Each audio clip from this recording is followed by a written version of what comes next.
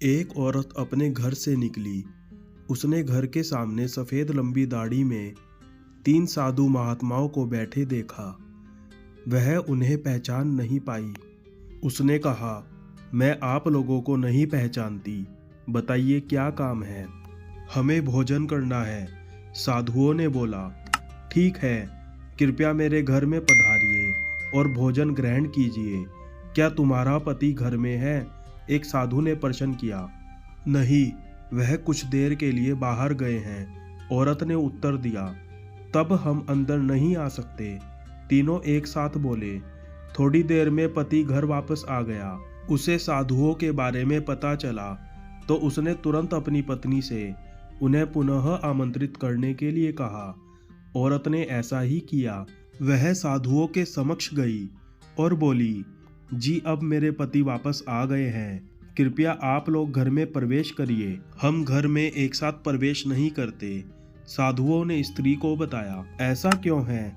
औरत ने अचरज से पूछा। जवाब में मध्य में खड़े साधु ने बोला, पुत्री मेरी दाईं तरफ खड़े साधु का नाम धन और बाईं तरफ खड़े साधु का नाम सफलता है और मेरा नाम प्रेम है। अब जाओ और अपने पति से विचार विमर्श करके बताओ कि तुम हम तीनों में से किसको बुलाना चाहती हो।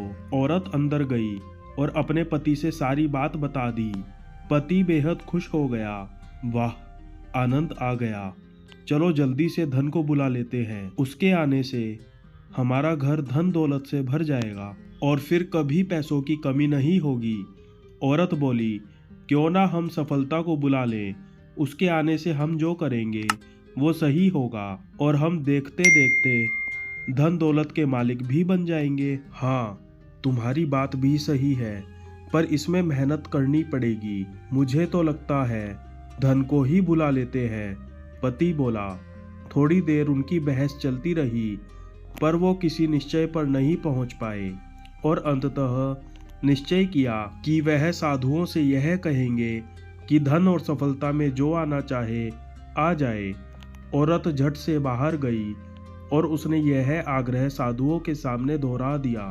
उसकी बात सुनकर साधुओं ने एक दूसरे की तरफ देखा और बिना कुछ कहे घर से दूर जाने लगे। अरे, आप लोग इस तरह वापस क्यों जा रहे हैं? औरत ने उन्हें रोकते हुए पूछा। पुत्री, दरअसल हम तीनों साधु इसी तरह द्वार द्वार जाते हैं और हर घर में प्रवेश करने का प्रयास करते हैं। जो व्यक्ति लालच में आकर धन या सफलता को बुलाता है, हम वहां से लौट जाते हैं, और जो अपने घर में प्रेम का वास चाहता है, उसके यहाँ बारी बारी से हम दोनों भी प्रवेश कर जाते हैं। इसलिए इतना याद रखना कि जहाँ प्रेम है वहाँ धन और सफलता की कमी नहीं होती। ऐसा कहते हुए धन और सफलता नामक साधुओं ने अपनी बात पूरी की।